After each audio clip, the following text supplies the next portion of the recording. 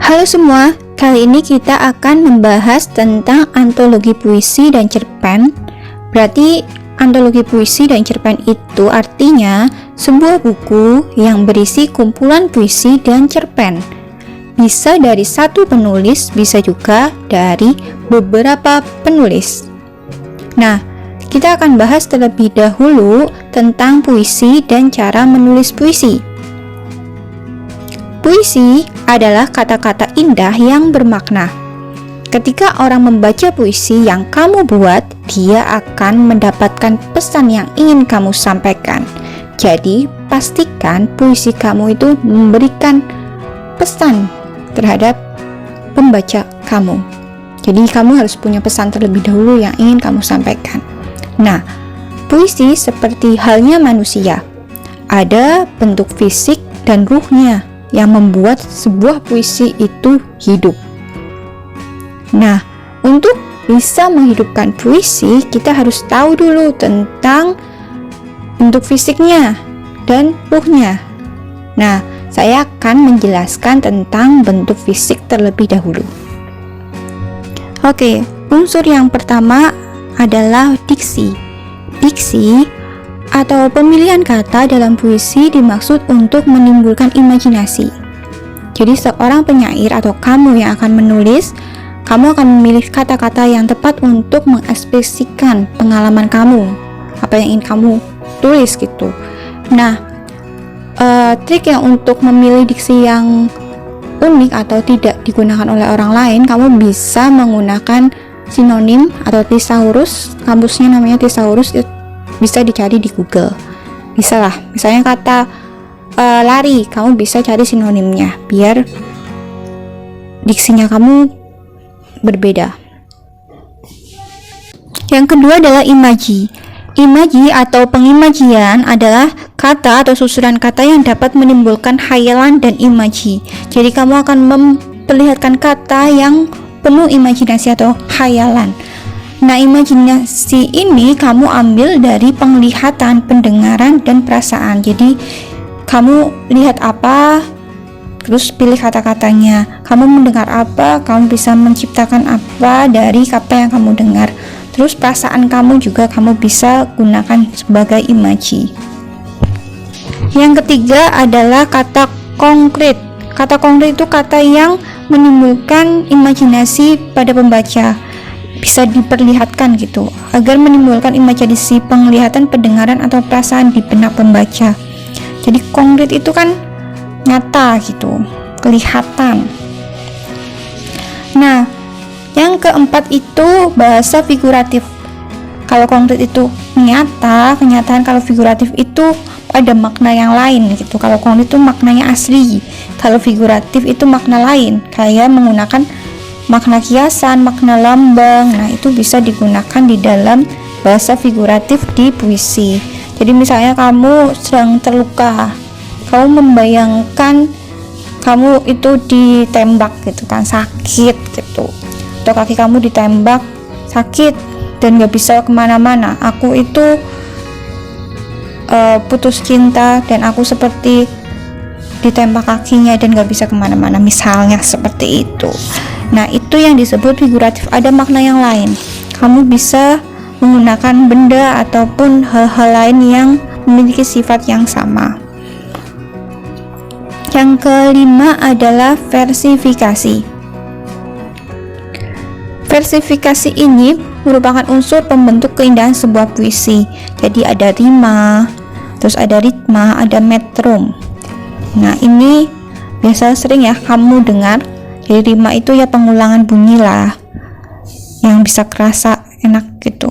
Nah, ritma ini dapat menimbulkan daya magis, gerak-gerakan air dan sebagainya. Dan metrum itu merupakan pengulangan tekanan kata, jadi kata itu ditekan. Nah, selain itu yang keenam adalah tipografi atau wajahnya, bentuknya seperti apa yang kita lihat dari puisi tersebut. Ini biasanya kan kalau yang biasa kan 4 gitu kan, 4. Nah, sekarang kamu bisa nih 1 2, 1, 2, terserah kalian. Bentuknya pun boleh diubah sesuai makna yang ingin kalian sampaikan. Oke, selanjutnya setelah kita melihat unsur fisiknya dari sebuah puisi, kita akan mempelajari tentang struktur batin puisi atau rohnya sebuah puisi, yaitu adalah tema. Tema itu sudah jelas ya, tema nggak perlu diterangkan juga. Terus yang kedua adalah rasa. Jadi rasanya dalam menciptakan puisi, suasana perasaan penyair ikut diekspresikan dan harus dapat dihayati oleh pembaca. Misalnya kamu marah, kamu sebel, nah harus mengekspresikannya di dalam puisi tersebut menggunakan diksi yang tepat. Nah, yang ketiga ada nada. Dalam sebuah puisi, penyair itu mempunyai sikap terhadap pembaca. Apakah dia ingin bersikap menggurui, menasihati, mengejek, atau menyindir malahan, atau bersikap lugas, atau hanya menceritakan aja sesuatu pada pembaca. Misalnya kamu pengen nyindir, kamu buat puisi itu untuk seorang perundung gitu kan. Nah, kamu pengen nyindir, nah pakai nada seperti apa sih kalau mau nyindir? Apakah sarkas atau secara langsung gitu. Nah, yang terakhir adalah amanat. Jadi kamu ingin memberikan amanat apa sih dari puisi yang kamu tulis tersebut? Ini adalah unsur dari puisi. Jadi keduanya, fisik sama ruhnya itu harus bersatu agar sebuah puisi itu hidup, teman-teman. Oke, kita lanjut ke tips membuat puisi. Kita sudah tahu bahwa tema puisi kita adalah perundungan. Kemudian mari kita mulai menuliskannya. Puisi itu bebas sebenarnya, kalian mau nulis seperti apapun bentuknya itu bebas, diperbolehkan gitu.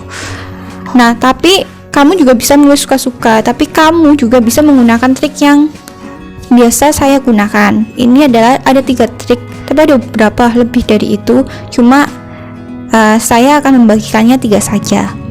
Yang pertama adalah dengan trik akrostik namanya, agak susah ya. Nah, contohnya puisinya seperti ini. Nah, ini salah satu puisi dari Taufik Ismail, penyair Indonesia, yang menulis salah satu puisinya dengan trik ini. Trik ini dibuat dari huruf pertama di kata pertama, tiap barisnya dibaca secara vertikal, membentuk frasa, kata, atau kalimat. Untuk lebih jelasnya lihat contohnya ya. Nah, di sini kalian pasti bisa melihat secara vertikal ada tulisan di huruf awalnya itu kalau dibaca itu Taufik Ismail gitu. Nah, kalian boleh seperti itu. Jadi gunakan kata kamu, misalnya kamu ingin nama kamu ditulis gitu, nanti tinggal kamu nambahin aja kalimat apa ya dari awalan huruf ini gitu. Paragraf per baris gitu. Atau misalnya kamu mau nulis pakai kalimat juga boleh, atau teman kamu ngasih kalimat gitu. Nah, itu bisa digunakan untuk membuat puisi tuh, karena imajinasi kamu bakalan lebih ngalir kalau ditantang.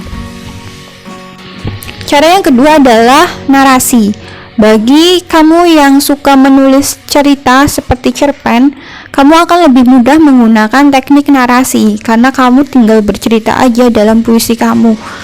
Bentuknya narasi bisa menceritakan tokoh dan apa yang terjadi dengan tokoh tersebut secara padat. Jadi beda ya dengan cerpen. Kalau cerpen itu kan panjang, terus harus ada setting dan sebagainya tuh lengkap lah, lebih detail. Nah, kalau puisi ini lebih padat. Jadi kamu bisa menceritakan misalnya ada tokoh yang dibully. Nah, dibully itu gimana perasaannya, misalnya gini, dia duduk di ujung diam. Nah, itu kan sudah menceritakan tentang seseorang gitu kan. Dia duduk di ujung kelas dan dia diam saja. Nah, itu bisa bentuk narasi. Jadi narasi itu menceritakan lah intinya. Oke, trik yang ketiga adalah asonasi. Asonasi ini nanti saya kasih contohnya, silakan dilihat. Trik ini menulis puisi dengan mengulang bunyi vokal yang sama.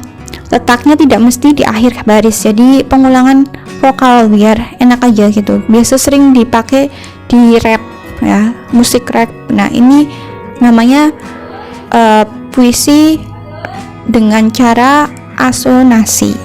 Nah, ini contohnya, kalian bisa berusaha ya satu kata yang sama lah, yang dibunyinya diulang-ulang. Nah, sudah seperti itu.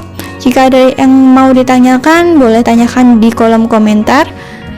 Yuk coba praktek cara menulis puisi.